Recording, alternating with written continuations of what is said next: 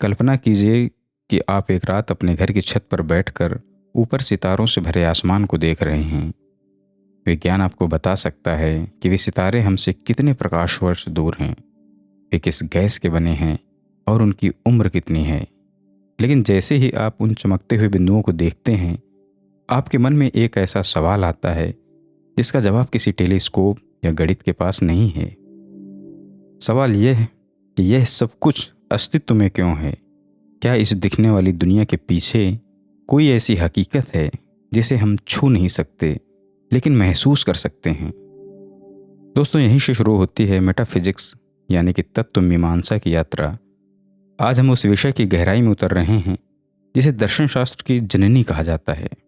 हम अक्सर फिजिक्स की बात करते हैं जो हमें बताती है कि सेब नीचे क्यों गिरता है, लेकिन मेटाफिजिक्स हमसे पूछती है कि सेब का होना क्या है, बीइंग क्या है। मेटाफिजिक्स शब्द सुनने में जितना आधुनिक लगता है, इसका इतिहास उतना ही पुराना है। महान दार्शनिक अरस्तु ने ईसा पूर्व 4वीं शताब्दी में कुछ ऐसी किताबें लिखी थी जिन्हें उन्होंने फर्स्ट फिलॉसफी यानी कि प्रथम दर्शन कहा था। अरस्तु का मानना था कि दुनिया को समझने के दो तरीके हैं। पहला, जो हम अपनी इंद्रियों सेंसेस से देखते हैं, जैसे कि रंग, आकार और गति, और दूसरा वह जो इन सब के पीछे का सार है, एसेंस है। उन्होंने तर्क दिया कि विज्ञान हमें चीज़ों के व्यवहार के बारे में बताता है, लेकिन तत्व मीमांसा हमें चीज़ों के होने के बारे में बताती है। नमस्कार दोस्तों, मैं हूं आपका होस्ट राम। स्वागत है आपका द कॉन्शियसनेस के इस विशेष सत्र में। चलिए दोस्तों, इसे बेहतर समझने के लिए एक छोटी सी कहानी लेते हैं।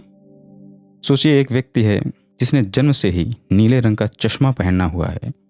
उसके लिए आसमान नीला है, पेड़ नीले हैं और यहाँ तक कि पानी भी नीला है। अगर आप उससे पूछें कि दुनिया कैसी है, तो वह भौतिक विज्ञान के आधार पर रंगों की वेवलेंथ समझा देगा। लेकिन मेटाफिजिक्स वह दार्शनिक है जो उस व्यक्ति के पास जाकर धीरे से पूछता है, क्या तुमने कभी सोचा है कि तुम्हारी आंखों पर चढ़ा यह चश्मा ही तुम्हारी वास्तविकता को परिभाषित कर रहा है? अगर यह चश्मा हट जाए तो क्या दुनिया वैसी ही रहेगी? यह चश्मा हमारी इंद्रियां हैं। हम दुनिया को वैसे नहीं देखते जैसी वह है, बल्कि वैसे देखते हैं जैसे हमारे दिमाग ने उसे प्रोसेस किया है। जर्मन दार्शनिक इमैनुअल कांट ने इसी बात पर जोर दिया था। उन्होंने दो शब्दों का इस्तेमाल किया, फिनोमिना और नोमिना। फिनोमिना यानी कि वह दुनिया जो हमें दिखाई देती है, और नोमिना वह असल दुनिया जो हमारे अनुभवों से स्वतंत्र है। मेटाफिजिक्स हमें उस नोमिना या उस परम सत्य की ओर ले जाने का साहस करती है। दोस्तों, आज की यात्रा में हम मेटाफिजिक्स के 3 सबसे बड़े स्तंभों पर प्रहार करेंगे: ऑन्टोलॉजी, आइडेंटिटी, कॉजॉलिटी। ऑन्टोलॉजी यानी कि सत्ता मीमांसा, या यूं कहें कि अस्तित्व का विज्ञान। अस्तित्व क्या है? क्या आत्मा जैसी कोई चीज सच में है, या हम सिर्फ रसायनों का एक समूह हैं? आइडेंटिटी यानी कि पहचान, आप कौन हैं? क्या आप वही व्यक्ति हैं जो कल थे, या आप हर पल बदल रहे हैं? कॉजॉलिटी यानी कि कारणता, कारण कार्य संबंध। क्या ब्रह्मांड का कोई अंत या शुरुआत है? क्या ईश्वर वह फर्स्ट कॉज है जिसने इस घड़ी को चाबी दी? आज के इस पहले अध्याय में हमने सिर्फ उस दरवाजे पर दस्तक दी है। मेटाफिजिक्स हमें जवाब देने से ज़्यादा सवाल पूछना सिखाती है। यह हमें याद दिलाती है कि हम सिर्फ इस ब्रह्मांड का हिस्सा नहीं हैं, बल्कि ब्रह्मांड हमारे अंदर भी घटित हो रहा है। दोस्तों, अगले अध्याय में हम गहराई से जानेंगे उस गुफा के बारे में जहां हम सब कैद हैं। प्लेटो की मशहूर एलगरी ऑफ द केव। हम पूछेंगे, क्या हमारी असलियत सिर्फ एक परछाई है? अब हम उस सवाल पर प्रहार करेंगे जो सदियों से इंसानी दिमाग को मथ रहा है। क्या जो हमें दिखाई देता है वह सच है? हम अपनी आंखों पर भरोसा करते हैं, अपने हाथों से चीज़ों को छूकर यकीन करते हैं कि वे मौजूद हैं। लेकिन विज्ञान कहता है कि एक ठोस दिखने वाली मेज असल में 99% खाली जगह है, जिसमें सूक्ष्म परमाणु एटम्स बहुत तेजी से घूम रहे हैं। अगर विज्ञान हमारी इंद्रियों को झुठला सकता है, तो दर्शन शास्त्र हमसे एक कदम और आगे जाकर पूछता है, क्या यह पूरी दुनिया ही एक दिखावा या प्रकटीकरण मात्र है? क्या यह सिर्फ एक अपीयरेंस है? आज से लगभग 2400 साल पहले महान यूनानी दार्शनिक प्लेटो ने अपनी किताब द रिपब्लिक में एक ऐसी कहानी सुनाई थी जो आज के दौर में मैट्रिक्स फिल्म जैसी लगती है। कल्पना कीजिए गहरी अंधेरी गुफा की। उस गुफा में कुछ कैदी हैं जो जन्म से ही वहां बंद हैं। उनके हाथ पैर जंजीरों से बंधे हैं। उनका चेहरा हमेशा सामने की दीवार की तरफ रहता है। वे मुड़कर पीछे नहीं देख सकते। उनके पीछे एक ऊंची दीवार है और उस दीवार के पास एक मशाल जल रही है। जब भी उस मशाल के सामने से कोई इंसान या जानवर या वस्तु गुजरती है तो उसकी परछाई सामने की दीवार पर पड़ती है। उन कैदियों के लिए वे परछाई ही उनकी वास्तविकता है। वे उन परछाइयों को नाम देते हैं, उनके बारे में बात करते हैं और उन्हें ही सत्य मानते हैं। अब कल्पना कीजिए कि एक कैदी को आज़ाद कर दिया जाए। वह जैसे ही मुड़ता है उसकी आंखों में मशाल की रोशनी चुभती है। उसे समझ आता है कि जिसे अब तक वह सच मान रहा था वह तो सिर्फ परछाई थी। जब वह गुफा से बाहर निकलता है और पहली बार सूरज की रोशनी देखता है तो उसकी आंखें चौंधिया जाती हैं। वह असली पेड़, असली नदी और असली आसमान देखता है। प्लेटो कहते हैं कि हम सब भी उसी गुफा के कैदी हैं। हम जिसे भौतिक दुनिया कहते हैं वह असल में फॉर्म्स या आइडियल्स की दुनिया की एक धुंधली परछाई है। असली सत्य हमारी इंद्रियों में नहीं बल्कि हमारे तर्क और शुद्ध विचार में छिपा है। प्लेटो के सदियों बाद 17वीं शताब्दी में रेने देकार्त ने इसी संदेह को एक नया मोड़ दिया। उन्होंने पूछा, क्या कोई ऐसा तरीका है जिससे मैं साबित कर सकूं कि मैं अभी सपना नहीं देख रहा? सोचिए, जब आप सपना देखते हैं तो वह बिल्कुल असली लगता है। आपको दर्द महसूस होता है, डर लगता है, आप स्वाद ले सकते हैं। केवल जागने के बाद ही आपको पता चलता है कि वह भ्रम था। देकार्त ने तर्क दिया कि हो सकता है कोई दुष्ट राक्षस हमारे दिमाग को धोखा दे रहा हो और यह सारी दुनिया एक धोखा हो। आज के दौर में इसी विचार को सिमुलेशन थ्योरी कहा जाता है। महान वैज्ञानिक और दार्शनिक निक बोस्ट्रोम तर्क देते हैं कि अगर भविष्य की सभ्यताएं इतनी उन्नत हो जाएं कि वे ब्रह्मांड का सिमुलेशन बना सकें तो इस बात की पूरी संभावना है कि हम पहले से ही एक कंप्यूटर प्रोग्राम के अंदर जी रहे हैं। अगर हम एक सिमुलेशन में हैं तो जो हमें पदार्थ या मैटर दिखता है वह असल में सिर्फ एक डेटा यानी कि इंफॉर्मेशन है। दोस्तों, यहाँ एक और बड़े विचारक का जिक्र जरूरी है, जॉर्ज बर्कले। उनका एक मशहूर सिद्धांत है, एसे इज परसीवी, यानी कि to be is to be perceived. होने का अर्थ है देखे जाना। बर्कले का मानना था कि अगर कोई चीज़ महसूस करने वाला कोई मन मौजूद न हो तो उस चीज़ का कोई अस्तित्व ही नहीं है। यानी कि वास्तविकता हमारे बाहर नहीं बल्कि हमारे अंदर है।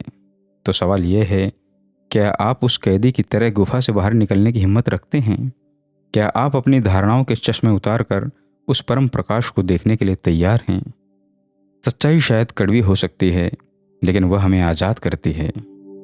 दोस्तों, अगले अध्याय में हम इस गुफा से निकलकर अपने खुद के भीतर झांकेंगे और समझेंगे माइंड बॉडी डुअलिज्म को। हम जानेंगे क्या हमारा दिमाग सिर्फ मांस का एक टुकड़ा है या यह ब्रह्मांड की सबसे रहस्यमय ऊर्जा का केंद्र है। अब हम उस चीज के बारे में बात करेंगे जो इन सब अनुभवों को संभव बनाती है, आपकी चेतना, कॉन्शियसनेस। एक पल के लिए अपनी आंखें बंद करें और सोचें, आपके पास एक शरीर है जिसका वजन है, जो जगह घेरता है, लेकिन आपके पास विचार भी हैं। दुख, खुशी, किसी पुराने दोस्त की याद या भविष्य का कोई डर। अब सवाल यह है कि क्या आपका दुख आपके शरीर के किसी अंग जैसा है? क्या आप उदासी को तराजू पर तौल सकते हैं या उसे लैब में माइक्रोस्कोप से देख सकते हैं? यही वह जगह है जहां मेटाफिजिक्स का सबसे बड़ा रहस्य खड़ा होता है, द माइंड बॉडी प्रॉब्लम। क्या मन और शरीर दो अलग चीजें हैं या हमारा मन सिर्फ हमारे मस्तिष्क की एक केमिकल रिएक्शन है? इस बहस के सबसे बड़े नायक हैं 17वीं सदी के फ्रांसीसी दार्शनिक रेने देकार्त। देकार्त एक ऐसे सच की तलाश में थे जिसे झुठलाया न जा सके। उन्होंने सभी चीज़ों पर संदेह करना शुरू किया, यहाँ तक कि अपने शरीर पर भी। उन्होंने सोचा कि शायद मेरी आंखें मुझे धोखा दे रही हैं, शायद यह शरीर सिर्फ एक सपना है। लेकिन संदेह करते करते उन्हें एक ऐसी चीज़ मिली जिस पर शक करना नामुमकिन था। वह यह है कि मैं संदेह कर रहा हूँ। अगर मैं संदेह कर रहा हूँ तो इसका मतलब कि मैं सोच रहा हूँ, और अगर मैं सोच रहा हूँ तो मेरा अस्तित्व निश्चित है। यहीं से उनका अमर वाक्य निकला, कॉगिटो अर्गो सम, यानी कि I think therefore I am. मैं सोचता हूँ इसलिए मैं हूँ। देकार्त ने दुनिया को दो हिस्सों में बांट दिया, जिसे हम ड्वेलिज्म या द्वैतवाद कहते हैं, रेज एक्सटेंसा एंड रेज कॉगिटेंस। रेज एक्सटेंसा यानी वह भौतिक पदार्थ जो जगह घेरता है, जैसे कि आपका शरीर, आपकी कार। रेज कॉगिटेंस यानी सोचने वाला तत्व जिसका कोई आकार या वजन नहीं होता, जैसे आपका मन या आत्मा। देकार्त ने तर्क दिया कि मन शरीर का हिस्सा नहीं है, बल्कि वह शरीर को एक मशीन की तरह चलाता है। उन्होंने तो यहाँ तक कह दिया था कि मन और शरीर का मिलन हमारे मस्तिष्क के एक छोटे से हिस्से पीनियल ग्लैंड में होता है। हालांकि आज का विज्ञान इसे नहीं मानता, लेकिन उनकी इस सोच ने आत्मा और शरीर की बहस को अमर कर दिया। देकार्त के विपरीत आज के कई वैज्ञानिक मानते हैं कि मन कुछ भी नहीं है, बस दिमाग के न्यूरॉन्स की बिजली है।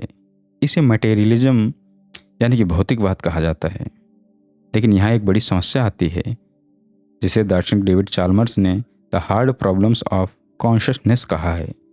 चाल्मर्स कहते हैं कि हम यह तो समझ सकते हैं कि दिमाग कैसे काम करता है, कैसे रोशनी आंखों में जाती है और इलेक्ट्रिक सिग्नल में बदलती है, लेकिन वह सिग्नल एक एहसास कैसे बन जाता है। एक रोबोट भी लाल रंग को पहचान सकता है और कह सकता है कि यह लाल है, लेकिन क्या वह रोबोट लाल रंग की उस गहराई या उस एहसास को महसूस कर सकता है जैसे आप कर सकते हैं? निर्जीव परमाणुओं से यह सजीव अनुभव कैसे पैदा होता है? यह आज भी मेटाफिजिक्स का सबसे बड़ा अनसुलझा सवाल है। इसे एक उदाहरण से समझते हैं। आपका मस्तिष्क एक पियानो की तरह है, जिसमें तार हैं, लकड़ी है और चाबियां हैं। लेकिन आपका मन या आपकी चेतना उस पियानो से निकलने वाले संगीत की तरह है। पियानो के बिना संगीत नहीं बज सकता, यानी कि शरीर के बिना मन प्रकट नहीं हो सकता। लेकिन क्या संगीत सिर्फ लकड़ी और तार हैं? नहीं, संगीत उन भौतिक चीज़ों के ऊपर की कोई चीज़ है जो हवा में तैरती है और रूह को छूती है।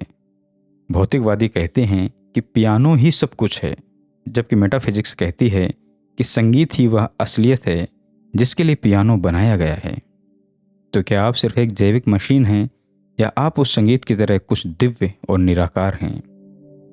दोस्तों, अगले अध्याय में हम अपनी इस यात्रा को एक और दिलचस्प मोड़ देंगे। हम उस चीज़ के बारे में बात करेंगे जो हमें पकड़ में नहीं आती, लेकिन हमें बूढ़ा कर देती है। हम बात करेंगे समय यानी कि टाइम की। क्या समय सच में बीत रहा है, या यह सिर्फ हमारे दिमाग की एक घड़ी है? महान वैज्ञानिक अल्बर्ट आइंस्टीन ने एक बार कहा था कि बीते हुए कल, आज और आने वाले कल के बीच का अंतर केवल एक जिद्दी भ्रम है। हम समय को एक बहती हुई नदी की तरह देखते हैं। हम मानते हैं कि अतीत अब नहीं रहा, भविष्य भी आया नहीं, और केवल यह पल यानी प्रेजेंट ही सच है। लेकिन क्या यह सच है? अगर आप अभी इस पॉडकास्ट को सुन रहे हैं, तो जो शब्द मैंने एक सेकंड पहले कहा वह अब कहाँ है? क्या वह अस्तित्व से मिट गया? और जो शब्द मैं अगले मिनट कहने वाला हूँ, क्या वह अभी कहीं इंतजार कर रहा है? आज हम समय के उस दार्शनिक चेहरे को देखेंगे जिसे सुनकर आपकी समय को देखने की दृष्टि हमेशा के लिए बदल जाएगी। समय को समझने के लिए मेटाफिजिक्स में दो मुख्य विचारधाराएं हैं। पहली है प्रेजेंटिज्म, वर्तमानवाद। यह वही है जो हम आमतौर पर महसूस करते हैं। इसके अनुसार केवल वर्तमान क्षण ही वास्तविक है। डायनासोर का अस्तित्व अब नहीं है क्योंकि वे अतीत में हैं, और मंगल ग्रह पर इंसानी बस्तियां वास्तविक नहीं हैं क्योंकि वे भविष्य में हैं। इस सोच में समय एक स्पॉटलाइट की तरह है, जो जिस पल पर पड़ती है वही पल जीवित उठता है। लेकिन दूसरी तरफ है इटर्नलिज्म यानी कि शाश्वतवाद, जिसे ब्लॉक यूनिवर्स थ्योरी भी कहा जाता है। यह विचारधारा कहती है कि समय भी अंतरिक्ष स्पेस की तरह है। जैसे दिल्ली, मुंबई और न्यूयॉर्क एक ही समय में मौजूद हैं, भले ही आप अभी दिल्ली में हों। वैसे ही आपका जन्म, आपका आज का यह दिन और आपकी मृत्यु का क्षण, ये सब ब्रह्मांड के इस ब्लॉक में एक साथ मौजूद हैं। इसे एक फिल्म की रील की तरह समझें।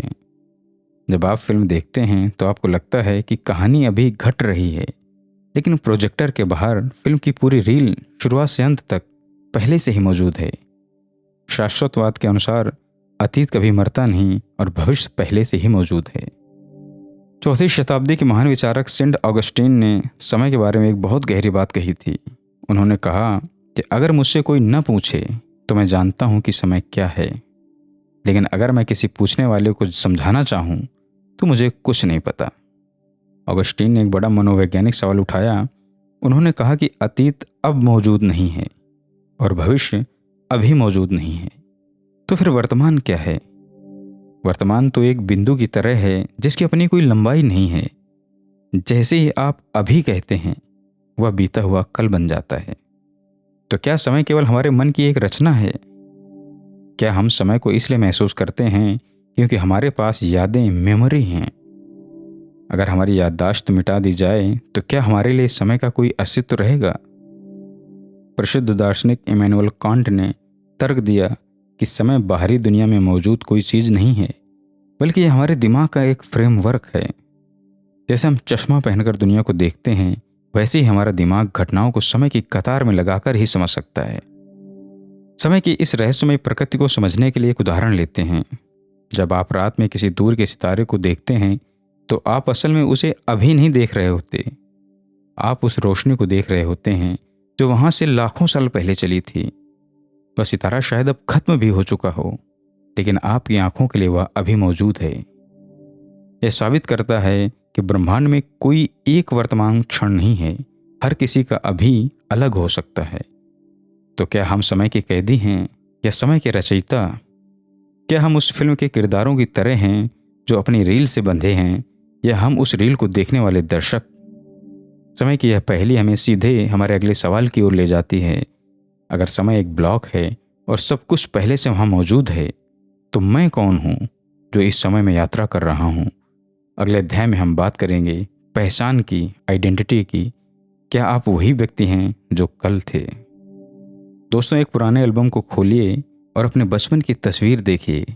वह छोटा सा बच्चा जिसके दूध के दांत अभी टूटे भी नहीं थे, और आज के आप जो शायद इस पॉडकास्ट को सुनते हुए जीवन के गंभीर मसलों पर सोच रहे हैं।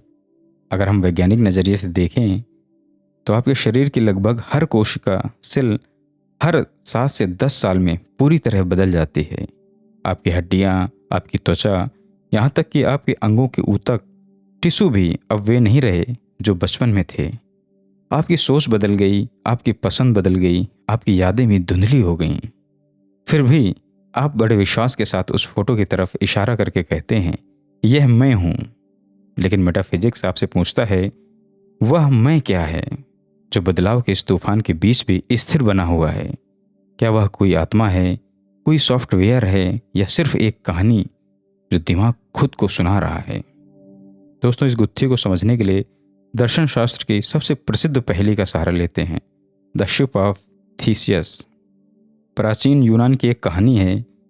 थीसियस नाम के एक नायक का एक महान लकड़ी का जहाज था। समय के साथ उस जहाज के तख्ते पुराने होकर सड़ने लगे। लोगों ने पुराने तख्तों को निकाला और उनकी जगह मजबूत लकड़ी के नए तख्ते लगा दिए। धीरे धीरे एक एक करके जहाज का हर हिस्सा बदल दिया गया, मस्तूल, पाल, पतवार और फर्श। अब दार्शनिकों ने एक सवाल उठाया, क्या यह अभी भी थीसियस का वही पुराना जहाज है?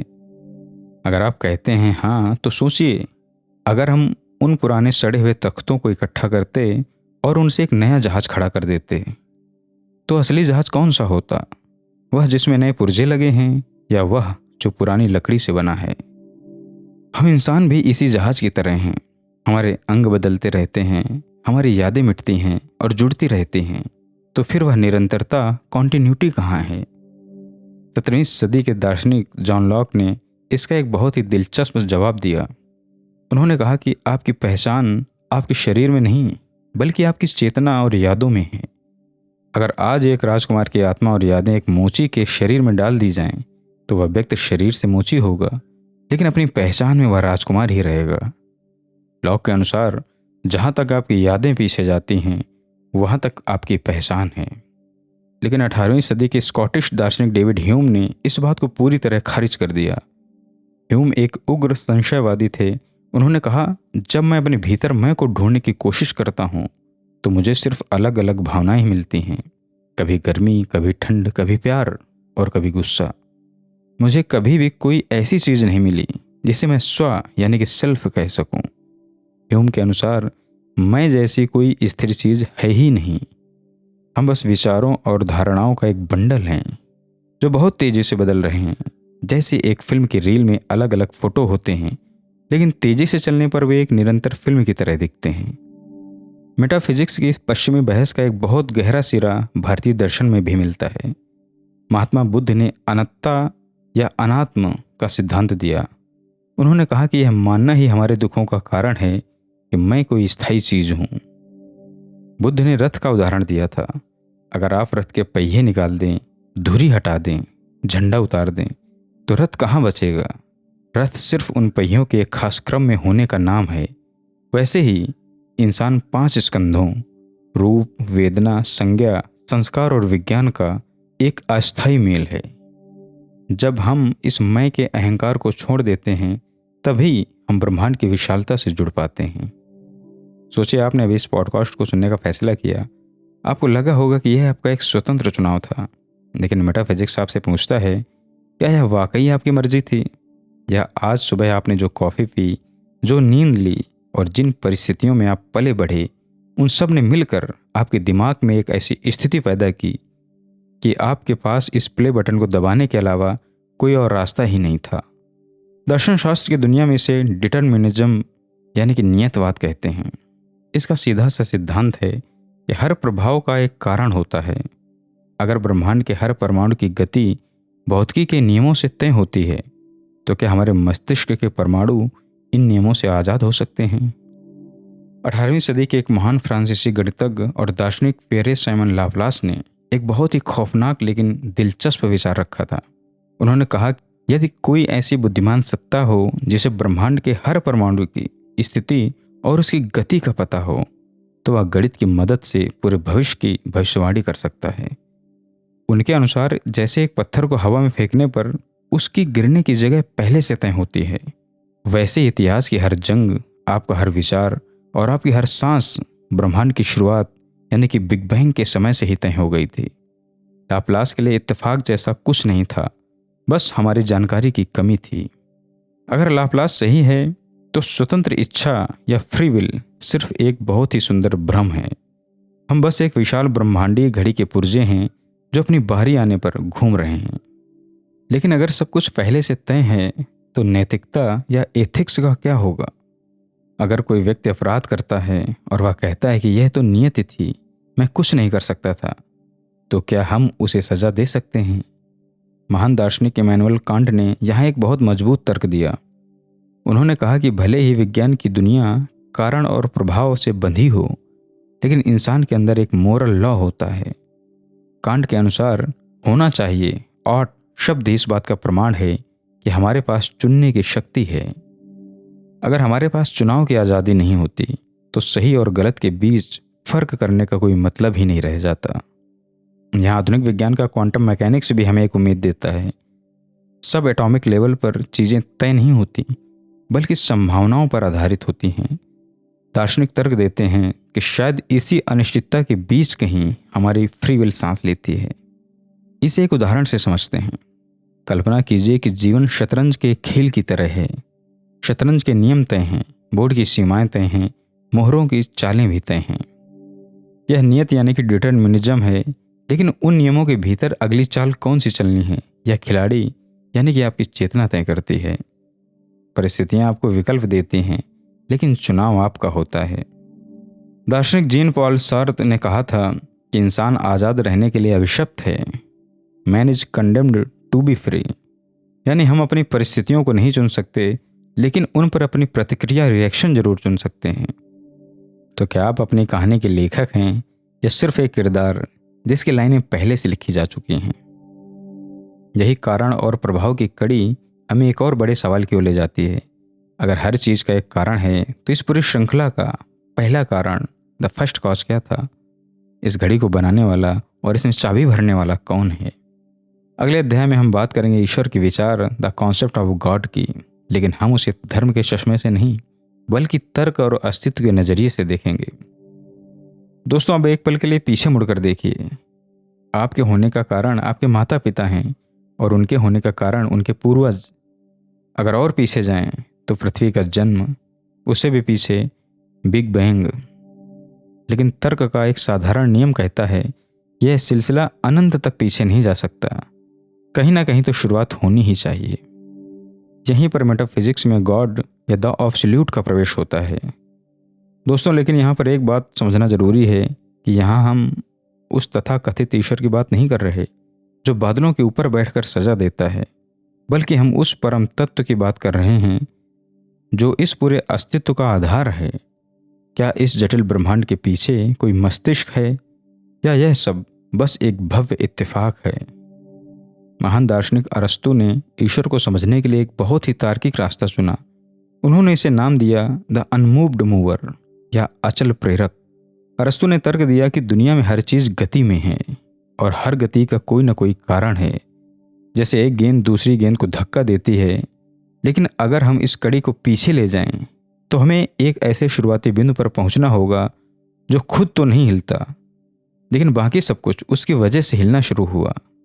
इसे कॉस्मोलॉजिकल आर्गुमेंट कहा जाता है, यानी ब्रह्मांड की हर चीज डिपेंडेंट है, उसके होने के लिए किसी और चीज की जरूरत है। लेकिन इस पूरी व्यवस्था के पीछे एक ऐसी सत्ता होनी चाहिए जो इंडिपेंडेंट हो, जो खुद अपनी वजह से मौजूद हो। इसी स्वास्तित्व, सेल्फ एग्जिस्टेंस को दार्शनिकों ने ईश्वर या परम सत्य कहा है।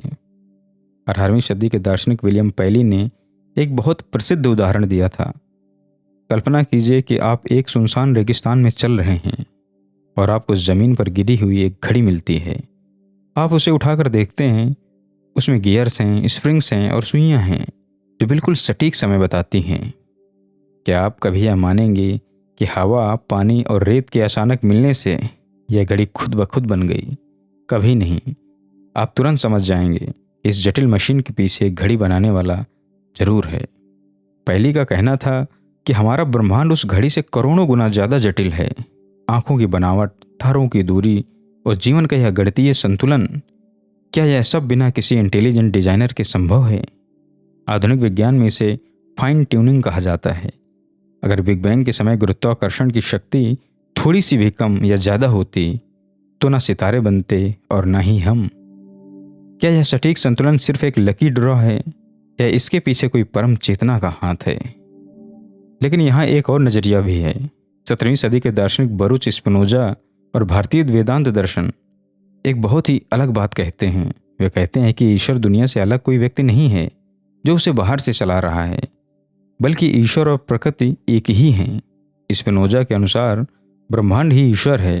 हर पेड़, हर तारा और आपके भीतर की हर धड़कन उसी एक परम चेतना का हिस्सा है। जैसे लहरें समुद्र से अलग नहीं होती, वैसे ही हम उस विशाल समुद्र का हिस्सा हैं। अल्बर्ट आइंस्टीन ने भी इसी स्पिनोजा के ईश्वर में अपना विश्वास जताया था। तो क्या ईश्वर एक रचयिता है या वह खुद यह रचना ही है? यह सवाल हमें अस्तित्व के अंतिम छोर पर ले जाता है। अगर ईश्वर सब कुछ का आधार है तो वह शून्य क्या है, जहां से सब निकलता है और जहां सब विलीन हो जाता है? दोस्तों, अगले अध्याय में हम बात करेंगे शून्यता और अनंत, नथिंगनेस और इन्फिनिटी की। हम पूछेंगे कुछ न होने के बजाय यह सब कुछ क्यों है?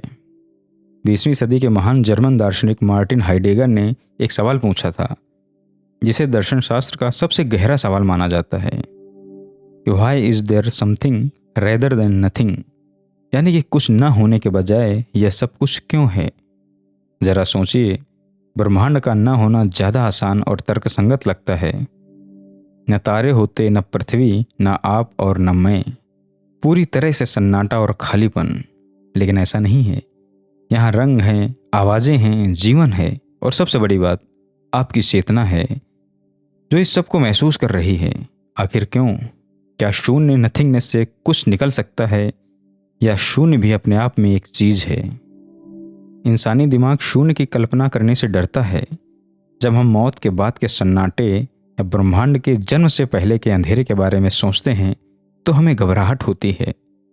इसे हॉरर वैक्यूआई कहा जाता है, यानी शून्यता का डर। लेकिन दार्शनिक जीन पॉल सार्त्र के लिए यह शून्यता ही हमारी आज़ादी की नींव है। उन्होंने अपनी किताब बीइंग एंड नथिंगनेस में तर्क दिया कि इंसान के पास कोई पहले से तय सार या एसेंस नहीं है। हम एक शून्य के साथ पैदा होते हैं और उसी शून्यता में हम अपनी पसंद और कर्मों से अपना अस्तित्व भरते हैं। वहीं दूसरी ओर भारतीय दर्शन और विशेषकर बौद्ध धर्म में शून्यता एक सकारात्मक शब्द है। इसका मतलब अभाव नहीं है, बल्कि इसका मतलब है संभावनाओं का अनंत भंडार। जैसे एक खाली कमरा ही इस्तेमाल में लाया जा सकता है, वैसे ही यह शून्यता ही है जो ब्रह्मांड के विस्तार को जगह देती है। जहाँ शून्यता खत्म होती है वहाँ से अनंत शुरू होता है। गणित और मेटाफिजिक्स में अनंत कोई बहुत बड़ी संख्या नहीं, बल्कि वह एक अवस्था है। प्राचीन यूनानी दार्शनिक जेनो ने एक बहुत प्रसिद्ध विरोधाभास पैराडॉक्स दिया था। उन्होंने कहा कि अगर आप एक कमरे के एक कोने से दूसरे कोने तक जाना चाहते हैं तो पहले आपको आधी दूरी तय करनी होगी, फिर बची हुई दूरी की आधी, फिर उसकी आधी, और यह सिलसिला कभी खत्म नहीं होगा। गणितीय रूप से आप कभी भी दूसरे कोने तक नहीं पहुंच सकते, क्योंकि बीच में अनंत बिंदु हैं, इनफाइनाइट पॉइंट्स हैं, लेकिन हम फिर भी चलते हैं और दूरी तय करते हैं। इसका मतलब है कि हमारा अनुभव और तर्क हमेशा मेल नहीं खाते। मेटाफिजिक्स में अनंत का मतलब है वह जो सीमा रहित है। क्या हमारा ब्रह्मांड अनंत है, या क्या हमारी चेतना या हमारी आत्मा अनंत है? दार्शनिक बर्कले और कांट ने तर्क दिया कि अनंत बाहर की दुनिया में नहीं, बल्कि हमारे दिमाग की एक क्षमता है। हम हमेशा किसी भी चीज के आगे की कल्पना कर सकते हैं। इसे एक साधारण उदाहरण से समझते हैं। गणित में शून्य, जीरो की अपनी कोई वैल्यू नहीं होती, लेकिन अगर उसे एक के पीछे लगा दिया जाए तो वह उसकी शक्ति को 10 गुना बढ़ा देता है। ब्रह्मांड भी इसी तरह है। शून्य वह कैनवस है जिस पर अनंत अपनी पेंटिंग बनाता है। बिना शून्यता के सृजन संभव नहीं है। क्वांटम फिजिक्स भी कहता है कि वैक्यूम कभी खाली नहीं होता, उसमें ऊर्जा के कण लगातार बनते और मिटते रहते हैं। तो शायद कुछ नहीं और सब कुछ एक ही सिक्के के 2 पहलू हैं। दोस्तों, इस सफर में हमने वास्तविकता, समय, पहचान, ईश्वर और अभी शून्यता को समझा। अब वक्त आ गया है हम अपनी इस यात्रा को समेटें और उस निष्कर्ष पर पहुंचें जो आपकी जिंदगी के मायने बदल दे। अगले और आखिरी अध्याय में हम बात करेंगे सत्य की खोज की। क्यों मेटाफिजिक्स पढ़ना केवल दिमाग की कसरत नहीं, बल्कि रूह का सुकून है। पिछले कुछ मिनटों में हमने उन सीमाओं को पार किया जिन्हें हम वास्तविकता समझते थे। हमने प्लेटो की गुफा की परछाइयों को देखा, देकार्त के साथ अपने होने पर संदेह किया, समय की नदी में गोते लगाए और थीसियस के जहाज पर अपनी पहचान को ढूंढा। हमने ईश्वर के प्रथम कारण से लेकर शून्यता के अनंत विस्तार तक की यात्रा की। शायद अभी आपके मन में जवाबों से ज़्यादा सवाल होंगे और आपको जानकर हैरानी होगी कि मेटाफिजिक्स का असली मकसद आपको जवाब देना नहीं, बल्कि आपको सही सवाल पूछने के काबिल बनाना है। जैसा कि सुकरात ने कहा था कि बिना जांचा परखा जीवन जीने योग्य नहीं है। आज की इस भागदौड़ भरी दुनिया में जहां हम सिर्फ कैसे, हाउ के पीछे भाग रहे हैं, कैसे पैसा कमाएं, कैसे सफल हों, वहाँ मेटाफिजिक्स हमें रुक कर क्यों यानी कि वाई पूछने का साहस देती है। दोस्तों, मेटाफिजिक्स केवल किताबों का विषय नहीं है, यह आपकी हर सुबह और हर रात का किस्सा है।